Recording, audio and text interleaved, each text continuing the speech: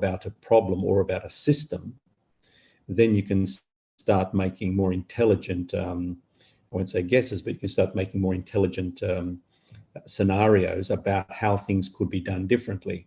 Let's talk about the Industrial Revolution. We started with everything's being serially done, right? The process, you do something, you pass it to me, I pass it to the next guy. And if you just think about that linear process, it hasn't really changed in 150 years, except a lot of it's done by robots or interactions between robots and people in conveyor belts and a whole bunch of other things.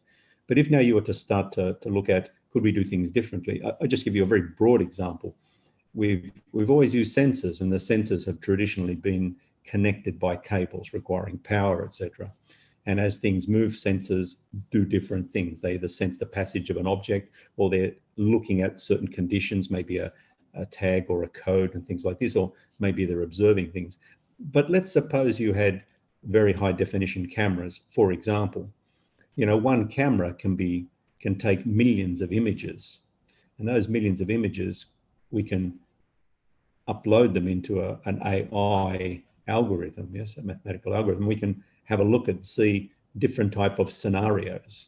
So it's this sort of concept, the combination of image, audio, video, together with sensors, traditional sensors and new sensors. When you start to put all this information together, then you start to transform industries. And that's really what Huawei has been focused on in the last few years. In fact, David, I can remember a few years ago, we started just by analyzing use cases before we launched 5G. Give us an example. You've talked in the past about industrial robots talking to each other and developing their own production process. But with this massive information coming from sensors, analyzed by artificial intelligence, what kind of things will change that people will see concretely that will affect the way business is done sometime, in a foreseeable horizon? Yeah. Let's take something that's very topical at the moment, say the last 12 months, which is COVID pandemic.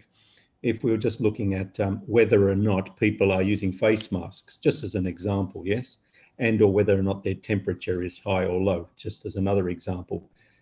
Simple camera, you wouldn't have thought, but a camera can do all those things in one go. It can look at an audience, a population in a cafe or a restaurant or out on the street, and it can identify very quickly whether you or other people are or are not wearing masks, for example, yes? And at the same time, it can measure temperature. So then it could, simple correlation, yes, you are or are not wearing a mask, you either are or not above 37.5 degrees. We couldn't do that before. We couldn't do that before for a couple of reasons. That not only was the technology not quite ready, but one component of the technology, which is the cost of data storage and the processing speed, was not really affordable. I mean, these scenarios are not really new. The concepts are not really new, but in the last 40 or 50 years. But what's changed is the availability of technology to you, to me, to all industries. So, to the guy who makes chilies, for example, here in Malaysia, just an example, or whether it's a mine or a port. So, automation, we've been automating for the last 150 years in various forms. So what really is different by automating, a different type of crane in a port, for example?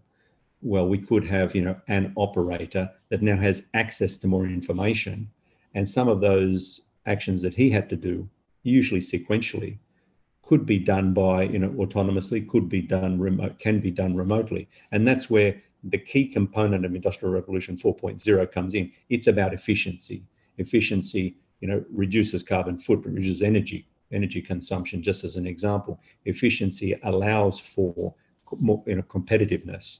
And that's really, I think, the fundamental components behind this transformation that's being led really by or enabled by 5G. Well, China now has, I think, 70% of the 5G base stations in the world installed, and 5G is now a reality. It's now functioning in most of the major Chinese cities. Where would you see the applications come up in a way that, people will see it on television, read about it in the newspapers, if there still are newspapers, read about it in Asia Times, and say, gee, my life has changed as a result of that. Give us an example or two. to get people excited about it. Yeah. Things that people, let's talk about gaming just as an example, right? I can still recall my boss, the CEO, was saying once to me, he said, the difference between 4G and 5G, David. So, you and I are playing a combat game. Well, I have 5G, you have 4G, and that split second where, I attack you, I win. Yes, it's that sort of difference, that sort of edge. So, in games, this is usually one of the key components to success, to winning. Yes. So not everybody's a gamer, but that sector will experience something quite unique from 5G. Yeah. Let's think about something a little bit more topical now as a result of the pandemic. What did the pandemic do? Because we couldn't travel, we changed our behavior. Yeah. Because we couldn't travel, we changed our behavior. How we relate to each other in work, how we collaborate, now very differently. It's become normal. How we're educated, how children are educated. Postgraduate education, for example, as well. It's not just children being educated, but also how we perform and undertake health. Yes, consultations, remote diagnosis, these sorts of things. Let's pick education. People have been touting AR and VR. Yes, and you've seen bicycles with a guy wearing, glasses out in the forest. I don't think so, right? There's not going to be 5G there. We're going to have an AR or VR glass whilst you're, running around on a push bike out in the mountains. And I don't think there's terribly a lot of value in that. But let's consider if we now have, what is the future of teaching and education? Perhaps a teacher becomes a facilitator, David, rather than the bearer of all knowledge, because quite frankly, there's more information on the internet than probably in the teacher's head. And I don't mean disrespect to them, that's just how things have evolved over the last 10 years. So now let's suppose we were able to give children glasses that were VR, okay, so virtual reality. You can immerse them in a topic. I want to see the pyramids. I can put on a set of glasses and I can see everything around me. I can almost feel it. I mean, can I really feel it? How would my senses really be? In our exhibition hall, we have a rowing machine. And, I looked at it and I said, yes, I get it. I put on the glasses and I can see all the panorama. And the expert insisted that I participate in it. So I sat down, strapped myself in, put the glasses on, and there I am on a row machine. I would buy it tomorrow, David. And the reason I would buy it is because all my senses were being stimulated. As I'm moving, not only can I feel, but I can feel the pressure. I can hear the sound of the paddles through the water. As I move past, as they're logs and twigs and I accidentally knock them, everything is synchronized. The experience is amazing. So education, maybe health, maybe I'll call wellness, exercise and things like that. I have a number of machines here, traditional treadmill with a screen about the size of an iPad, a bicycle, which is, the size of my television screen, but I could have a pair of glasses as I'm wearing now, and the experience would be completely different if I had 5G. Now, those couple of scenarios are things that people could relate to immediately, just as I was looking at a very large interactive whiteboard that we have. Imagine if that was connected to 5G, the clarity of the 4K camera and the immediacy, the latency, the low latency, being able to go to a doctor. So you're a physician, a specialist, and I have something wrong with my eye. And you say, Paul, just show me it here, and you can have a look at it. And then, in parallel, you can blow up my eye and say, you see this little part here? That's the problem you've got, Paul. So you wouldn't do that 2 years ago, David. Right? You wouldn't not necessarily not trust the technology, but you wouldn't be comfortable with that sort of interaction. And COVID has allowed us to put us into this type of new comfort zone. And technology like 5G, complemented with things like AI, will allow these sorts of things to be done on a normal basis, on a regular basis. And I believe that healthcare in particular and education will transform significantly.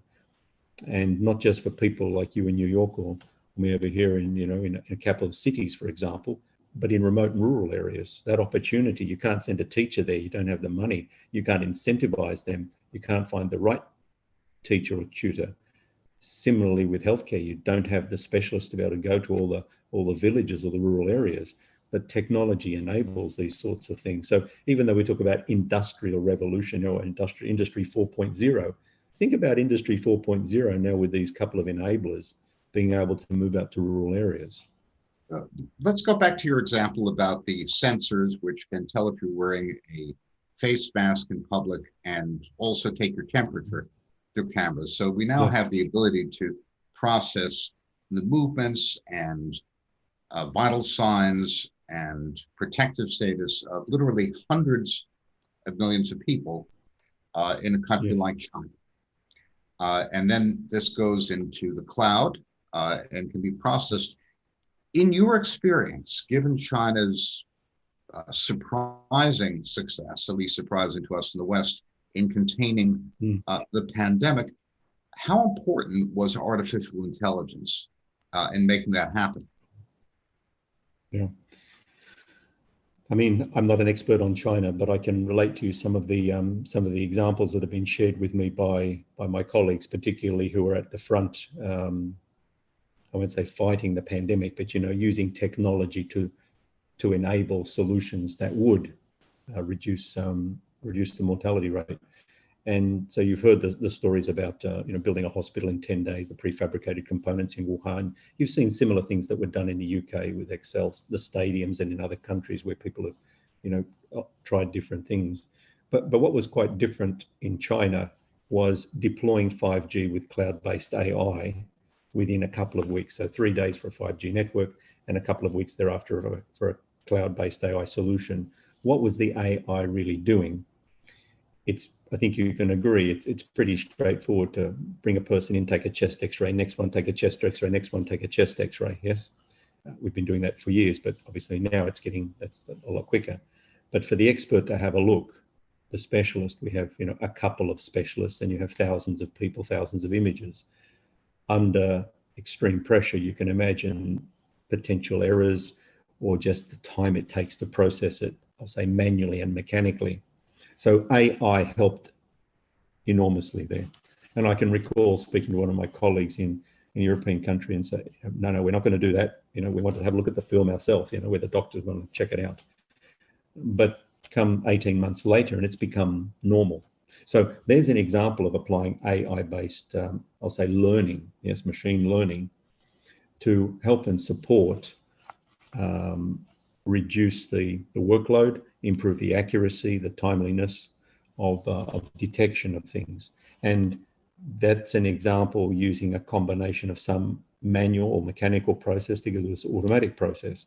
The example I gave you at the beginning with using cameras that can have multiple sensory capability and processing things in different ways. You can imagine that would also be normal instead of, click here first, okay, your temperature is 37.4, 37.4. Should it have been 37.5? Should I measure it again? Do you need an X-ray? You could imagine yourself walking into the specialist center. It's taken all those already. You walk through the X-ray and then on your way out, it's either go through the red channel or the green channel. We have that capability, almost to do that now. Perhaps it's let me stop you and try to walk through this. Do that. Well, let me try to walk through this for our listeners, because I'm trying to wrap my mind around the process. So you've got an area of a city where you notice that there's a significant increase in fever based on your sensors. At that point, you say, gee, we better do some forensic testing there. And we better get people in to be examined. So you have a lot of people who take chest x-rays. You've got a limited amount of medical personnel, but you can you can scan that data using artificial intelligence and identify anomalies, potential, let's say, respiratory infections that might be related to COVID or similar pandemics. And then you can begin to go from where you have a concentration of a potential outbreak to identifying individuals who require treatment and isolating them and treating them at a much earlier phase than you could if you did everything by hand. That's correct. And that's really efficient. Yes, you've summed it up correctly. Yes, you could consider it a bit like a heat map. Yes, you can see hot zones, cooler zones, exactly like that. That's the way that we see it as well, and that's an integration of a number of different technologies. But the process you've described would be accurate. Yes. Mm. Let's talk for a second about smart cities. I know that's a favorite topic of yours. Yes. Urban congestion is one of the great blights of our lives. I say that as a Manhattan resident, Mm-hmm. where crossing Manhattan in Midtown in rush hour. We used to have Manhattan and used to have rush hour. Generally, it took longer than Yeah. getting from New York to Chicago by airplane. Um, so I've experienced that. now, one thing you can do is build expressways all over the place and put people above ground and underground and so forth. But if you can route passengers and packages more efficiently, you can reduce Mm-hmm. congestion and drastically reduce travel and delivery times. Tell us about what smart cities look like. Are there smart cities anywhere in the world yet? When will we have one? What will it look and feel like? Yeah. So in my opinion, we're moving towards some form of smartness, if I can say that, in some cities. But I think we're still we are a long way away from having a smart city. The concept you've just described in transport, I call that connected traffic infrastructure, and I'll elaborate on that in a moment. But what is a smart city? Is it a city where the pollution is less, where I'm able to be educated better, where I get better health care? I feel safer? What is a smart city? Yes, what is it exactly? Even the concepts are not, your idea, my idea, as I said before, in digital transformation are also probably different. But certainly to be safe, that's one thing that you would agree that you desire in a city that you live in. Let's come now to your traffic infrastructure.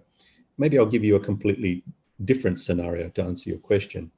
Let's suppose you and I, as we have done, been in your office or you're in our office, and oh my goodness, it's almost 6:30, time to leave.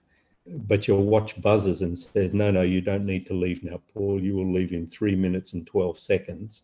And David, you'll leave in 5 minutes and 10 seconds. And the reason for that is because, Paul, your car is parked in B2, location number 57, and David is in B1 at number 3. And Paul, you're going to walk this way down this lift to your car. And by the time you get out, because I know that you're going home and David is going to the pub, and I know what everybody else is doing. And therefore I can optimize your journey, the walking component. I can optimize, do I need traffic lights? I probably don't even need traffic lights. I know that there are 16 cars there coming from the right-hand side, and there's only three pedestrians, so the cars will go first. But 3 blocks down the road, if you were to go right and take another left, then perhaps there's 100 people who want to cross the road and only 6 cars. So therefore, I will prioritize the passenger, the pedestrians over the traffic. So what I'm suggesting is that, in the future, if everything was connected and you knew about this animal, how these ants are crawling around the cars and everything, then you could optimize that. So take that to its ultimate conclusion. If everything is optimized, the traffic is optimized, then two of the key things that happen is obviously emissions, whatever type of emissions there are, should be lower. Yes. And the second one is, if you've mentioned efficiency in transporting goods, yes, goods and services, goods specifically. We know that we did an analysis just in the UK. And if we were to have this concept of connected traffic infrastructure, yes, that means connecting all the traffic lights, the stop sign, the stop signs, the lamp posts, having cameras everywhere, looking at the condition of the road. There's a lot of factors in it. The GDP improvement's about 2.5%, all right, per year improvement. And that's before we look at things like 500,000 extra parcels being able to deliver, or reducing the HGVs that are running roughly 40% empty. Okay, how can we optimize that? I mean, today you click on Amazon and want it delivered tomorrow. Yes, for an extra $1 or $2, I'll deliver it immediately.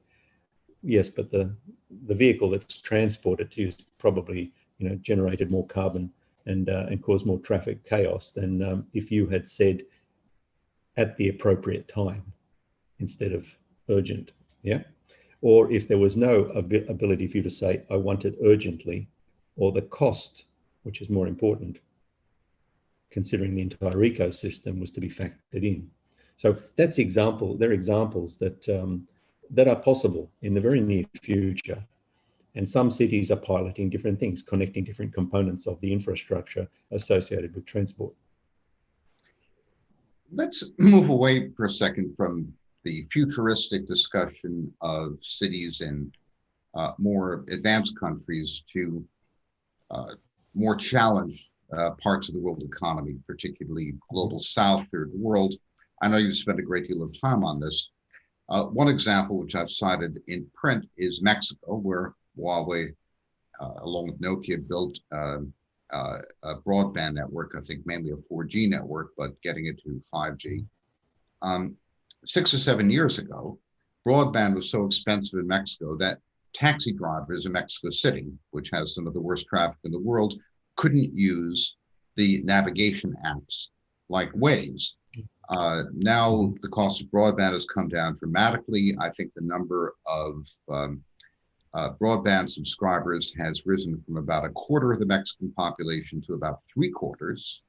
And Waze, for example, is one of the, Mexico is now, I think, their number 4 site in the world, and it's changed at least traffic patterns.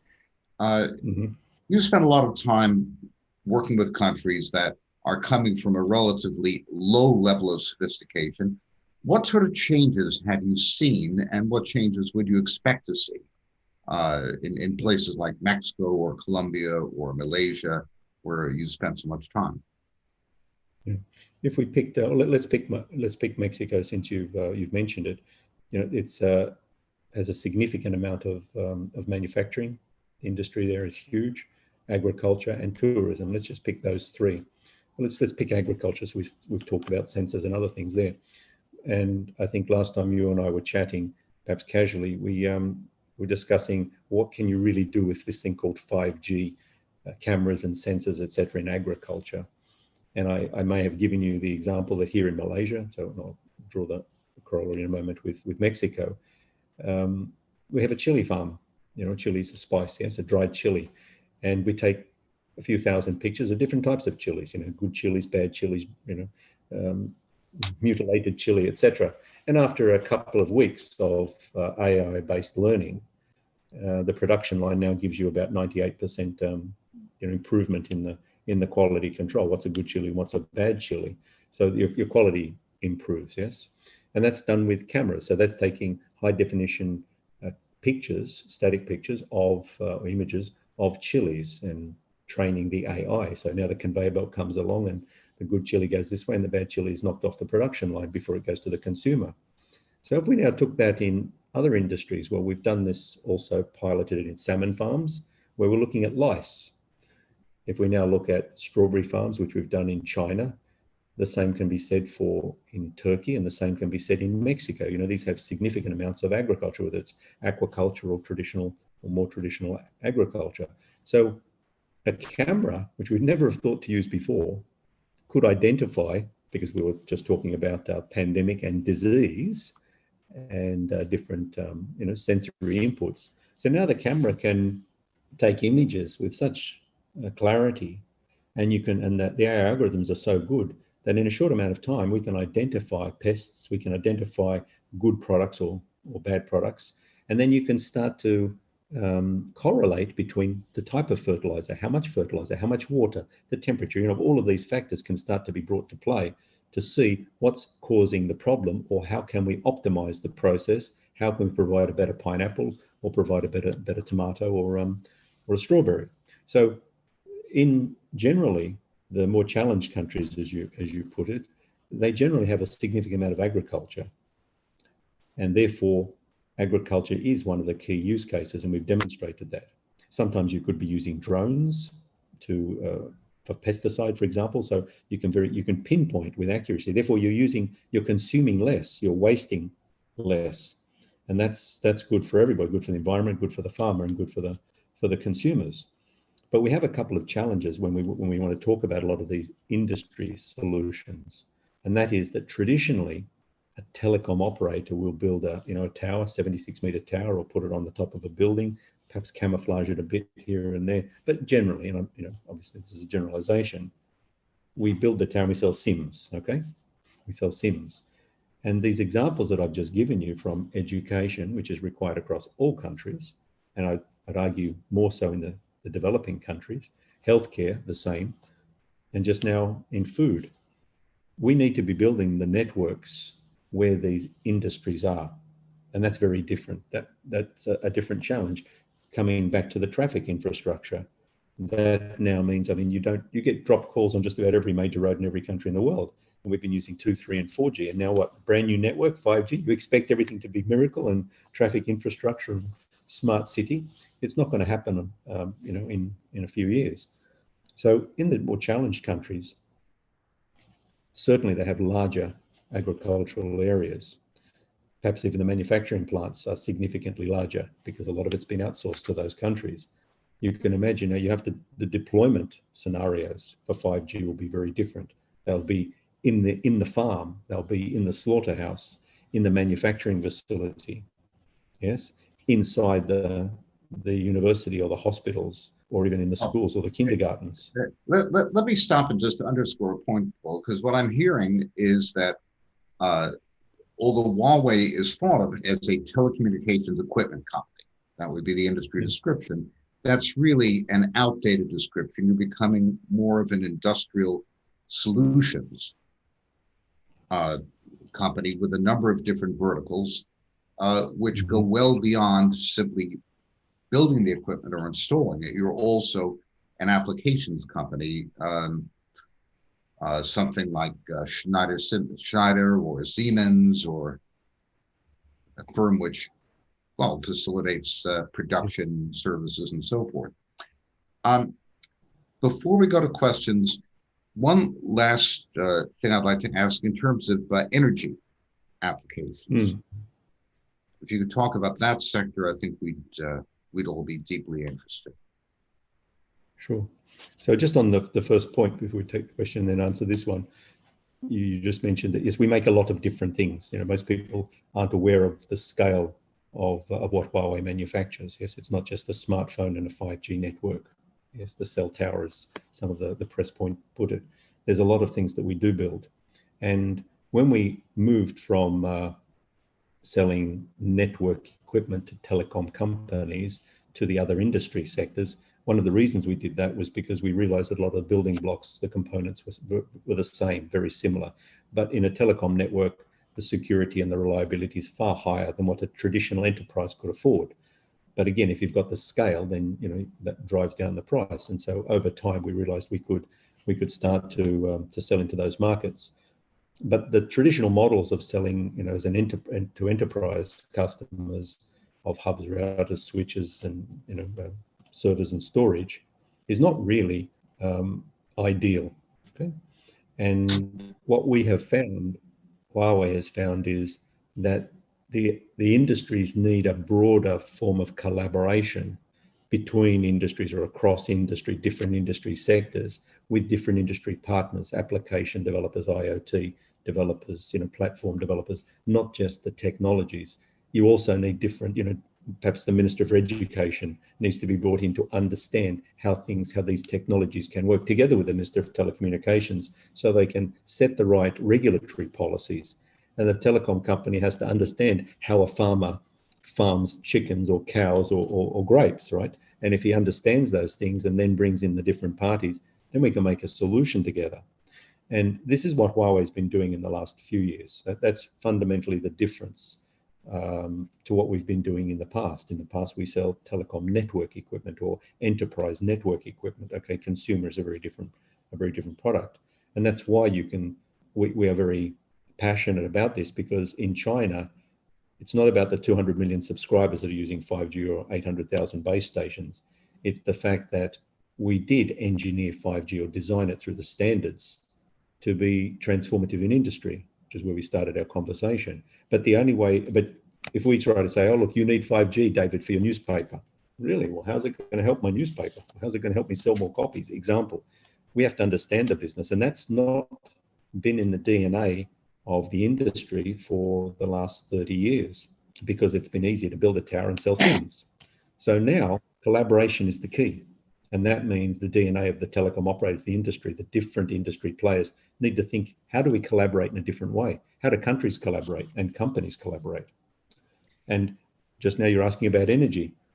Everybody talks about 5G. Traditionally, it's faster, it has lower latency and massive connections. Nobody stopped to think about and talk about energy consumption. And yes, as we build 5G networks, we probably will have more base stations. But just a moment, let's put the brakes on. If there's growth in anything, you need to service growth, right?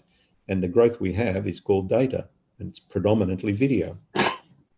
And because of the new behavioral norms, a lot of it is what we call uplink video. You're transmitting your image to me, I'm transmitting it to you. It's not downstream Netflix anymore, yes, as the dominant component of video-based data. So this behavioral change and the natural increase in data growth needs to be serviced by a technology. If we were to deploy 4G technology, we would need a lot more equipment, and that equipment will consume more energy, and we'll go, well, you know, more carbon emissions. So if we were to use 5G to service that demand, because of its efficiency, because of the ability to deploy it in a different way, because of the size, the packaging of the products around 20 kilos, then you're able to provide a more efficient solution. And that translates to less carbon dioxide over a period of about 5 years. And the simple, I think, real simple way your listeners can understand it is, if we keep building 4G networks, we double the carbon footprint of the planet that's contributed to by mobile networks. It goes from about 300 million to about 700 to 800 million tons of carbon dioxide. But if we used 5G, just within 5 years, David, it would plateau at a similar number, around 300 to 400, and it'll start to go down. So there's a combination of many technologies that are causing that, but one of them is the efficiency that 5G has. Well, downstream use. Sorry. Let me stop you there, because I know your time's limited, and I want to take some questions from the audience. Sure. A brief word from our sponsor. Asia Times is thrilled to be able to bring content like this to the public gratis, but we also have to pay the light bill, whatever our carbon imprint might be. So please do subscribe to Asia Times. We have two questions relating to cybersecurity, and I'll read them both because I think they're very well formulated. First, from Kamas Gul, who says that security is also becoming a major area of focus amid the push for a global 5G rollout. With uncertainty about existing safeguards, the cybersecurity protections available to citizens and governments amid 5G rollout is a matter of critical importance. What is your view on this? And secondly, from Matthias Borgert, if everything is connected, isn't it easier for hackers or criminals to take everything offline or cause chaos? What kind of protection measures could you take which are compatible over different systems and software programs? So greater complexity, greater vulnerability. How do you address the problem? I think that's the thrust of these two excellent questions. Yes, they're good. They're very good questions, David. Let's take the first one. The first thing that is very rarely broadcast or published is the fact that 5G is far more secure than 4G. So let's put everything in perspective, all right? We can carry on building 4G networks if everybody would like that, because they're scared about this thing called 5G, and we understand the history of why that's been brought to the attention of the greater population. But 5G is far more secure than 4G, all right? So you can't hack into the 4G network. If you turn your phone on and off your 4G handset, then every time you establish a connection by turning it on, it's quite straightforward to spoof the base station. You can't do that in 5G, all right? So when we developed the standards in 5G, we paid attention to this particular problem. And as a result, it doesn't matter whose technology is sitting there as the base station or the cell tower, as they call it, then that information is tunneled securely and encrypted, 256 encryption. So the first thing about 5G, it is far more secure than 4G. And we fixed these components of how a subscriber passing information through the network, either to the network or between subscribers. That's the first thing to understand. The second thing to understand about this concept of cyber security, so cyber means network, is the fact that there's a lot more things out in the ecosystem of a communications than just the network bit. There are the applications that sit on the device. There's the operating systems. There are the interconnects to other systems. It could be a vehicle to human communication or human to vehicle communication. It could be a sensor or anything like that. The principles apply the same way. What I've just described for the 5G component of the network, from the core through the transport layer, the fiber and or microwave, and the base station. So that's what we've been addressing, and that covers about 5 of the core topics. But the other 5 topics sit outside the network, and nobody talks about that. Nobody talks about the 2.5 million apps here that nobody's scrutinized or accessed. There's no need for a hacker to go in there and try and hack into a network. It's far easier just to hijack a bit of software on an application and have people download it and then promote it. It's far easier to send a malware to a person on the other side of the firewall. And if you do it enough times, somebody's going to open it up and suddenly you've got on the other side of it. And we see that these 2 types of problems, David, are far greater than people trying to hack into a telecom network and try to bring it down. Okay. And one of the reasons for that is, I guess it's a bit of the DNA of the industry. We've always paid attention to security. We've never broadcast it. It's always been fundamental to the business because it's been a critical piece of infrastructure. So now we come to the next part of the next question, which is, yes, if we go from a couple of billion people connected to tens or hundreds of billions of things connected, people say the threat landscape has increased. Okay, the threat landscape has increased, but let's bring back the same argument that I just mentioned. From the device all the way through the network component does not change. It is as secure as it is from device to device as it is from person to person. So that part is more secure than any of the other technologies that we're thinking about deploying. And we've never mentioned any of these things in the last 30 or 40 years since I've been doing this business. We've never talked about that. But the application that you put in at the end, or the management software, these are the components that nobody has been addressing rigorously. So it's unfortunate, perhaps, the way that cybersecurity has been brought to the attention of the world over the last couple of years, but I think it's also necessary because it does now raise the awareness, and now you have governments thinking about, well, what is appropriate? What do I have to think about? And now also companies are also thinking about the same thing, just as people are starting to think about it.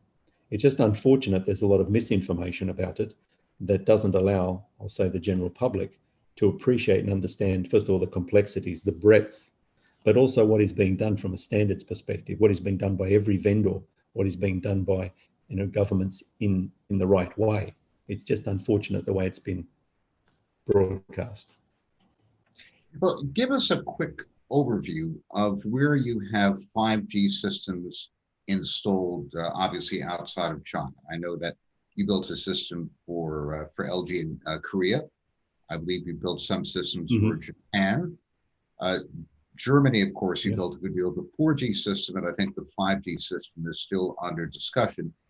How does Huawei's footprint in terms of 5G build out look at this particular slice in time?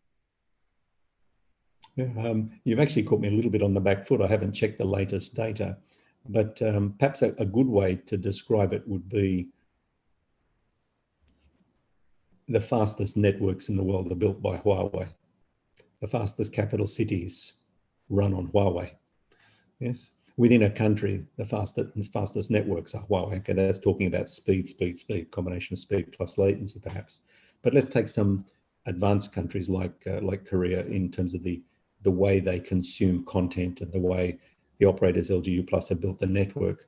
They've really been focusing specifically because they understood video business very, very well, and they marketed it and monetized it very, very well in 4G and then 4.xg and of course in 5G. But let's take, say, Switzerland for example. We coined the phrase a cash cow a couple of years ago, where we were putting connected devices around the neck of cows. Well, we've done that also in Switzerland. So we've been piloting examples there where we try to improve the dairy output of cows, including monitoring them for pregnancy and things like that, and trying to get the optimum milk, the optimum cow. In countries like Turkey, we've been pioneering examples of agricultural automation, from tractors and cranes and all harvesters, etc., which are automated using 5G in conjunction with drones for fertilization, for disease management and disease observation, etc. So these are a couple of different countries. Generally, as I've mentioned at the beginning, the fastest networks in the world have been built by Huawei, and that's evidenced by what we call the P3 tests, which is a method of determining which network is the best. Even where things like spectrum is constrained, you'll find that the networks perform best with Huawei.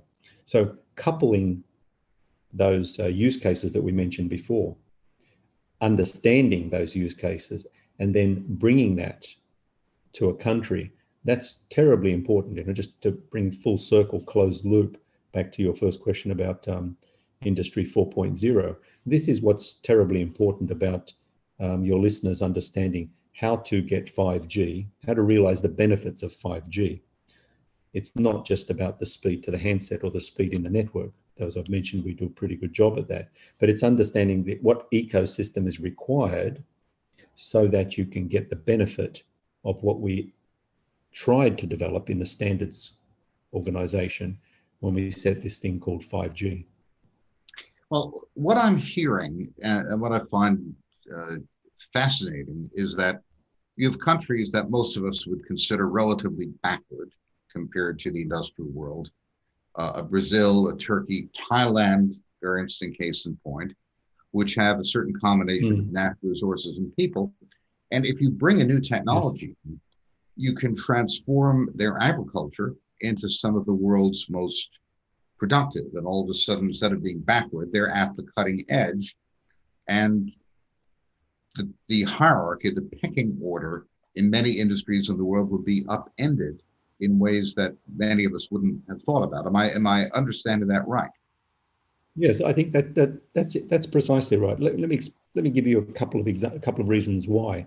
I always think necessity is the mother of invention. Okay, I didn't invent the phrase, but So let's just have a think about it. I've had more customers in developing countries. I can still recall when they were, 3G had been built by most countries around the world. 4G was sort of just starting. Some of the customers in Africa asked me, do I still need to build this thing called 3G? Maybe just jump to 4G. And now, 4G is still growing. Maybe I should just jump to 5G, because the handset, the ecosystem is now, it's $150 for one of these things now. Yep. So the ecosystem's developed much faster, perhaps two to four times faster than 4G, and certainly 5 to 10 times faster than 3G, the ecosystem development. The same thing with the sensors and the chips, etc. They're also available from more vendors. So the ecosystem is terribly important to make this thing happen. But one of the most important components is understand the industries, understand if you can get the messages about their transformation. It doesn't matter which country it is. They're going to get it, whether you're trying to find a bagworm in a palm oil, or whether you're trying to grow an MD2 pineapple to the right optimum size, or whether you're trying to grow twice as many strawberries in a couple of hectares. All of those components, or all of those, can be applied equally as well to the developed and or the developing. And as you've just said, there's probably more opportunity in the developing countries to improve, because they have not been using technology, whereas in the developed countries, we have been adopting different types of technology because we could afford it and because we're aware of it. We've been educated about it. So now education is down on a $20 hand phone, right? A 4G hand phone in every country in the world.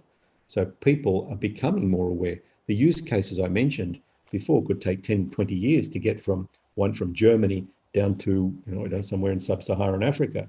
But today, those people in sub-Saharan Africa can click on if they know where and how, and we give them some guidance. They know precisely which fertilizer to use. They know precisely what the lotus is going to do, et cetera, et cetera. All of those things are available immediately. And a lot of the technology, that's why, drones providing emergency medical supplies in Rwanda have been around for, I think it's about 2 years. right? Just as examples.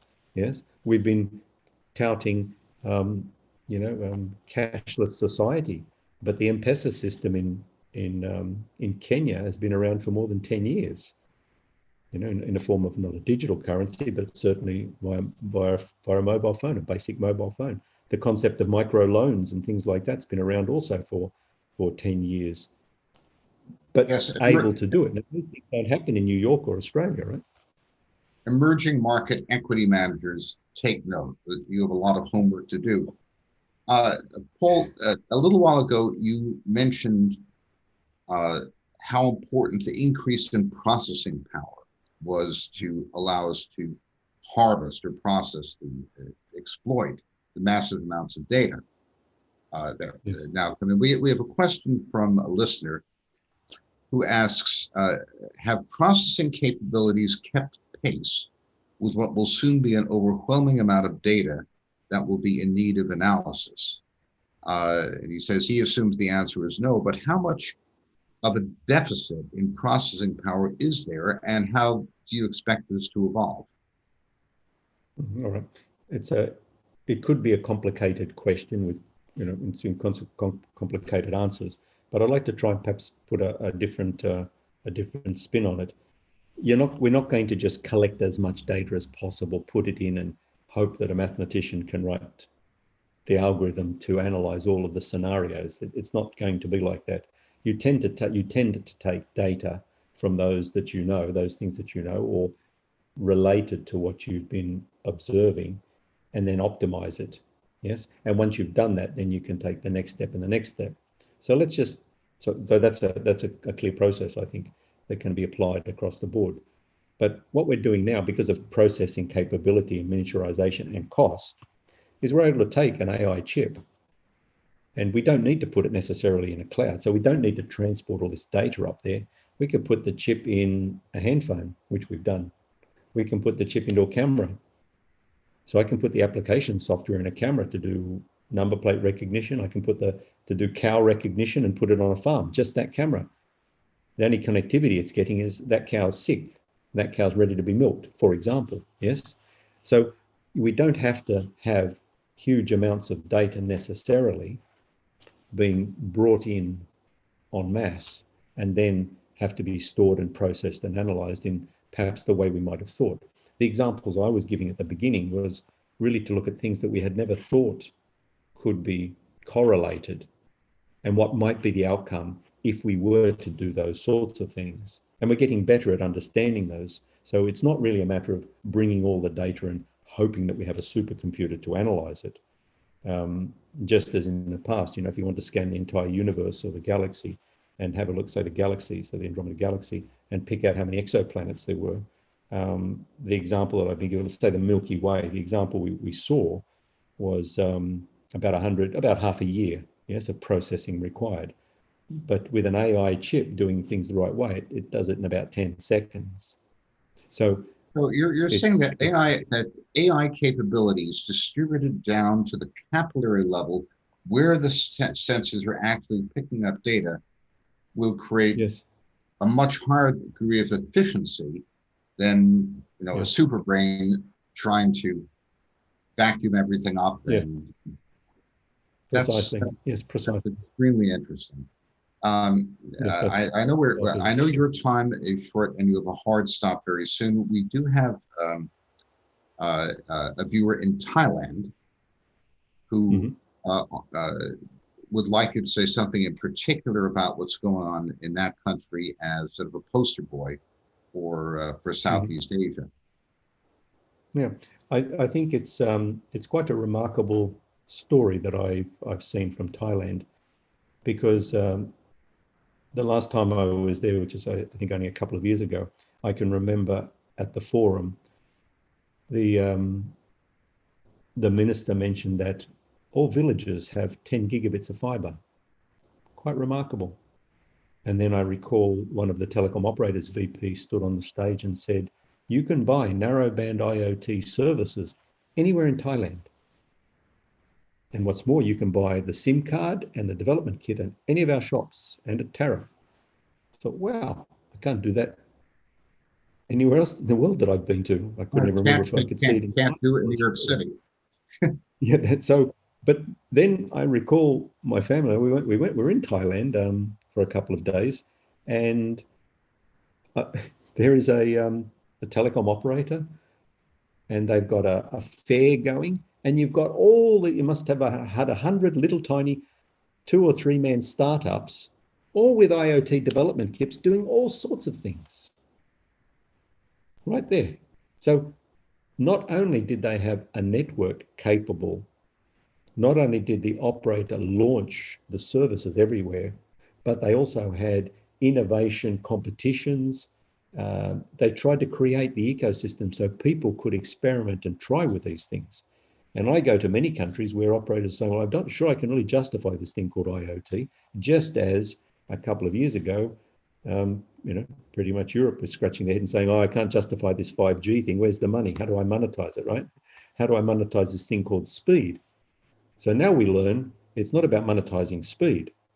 It's about the capacity, the efficiency is higher. Now we understand how to monetize that. That's called reduce my cost. Okay, I got that. Now, what about this thing called IoT? Well, yes, if I want to connect all the sensors in a hospital, that's one bit of business model. But if we want to track all the cargo, all the vaccines, for example, from end to end to make sure that they've all arrived at the right place, or we want to track any other piece of information or cargo, you're going to need a network that's of IoT capable, an IoT capable network across the country. So that's an enabler. So we're coming back down to the initial answer in your first question. 5G is an enabler, and I consider things like IoT, whether it's narrowband or LTM or those components, really to be part of the same sort of ecosystem because of the way the standardization process goes, which is important from a security and reliability perspective.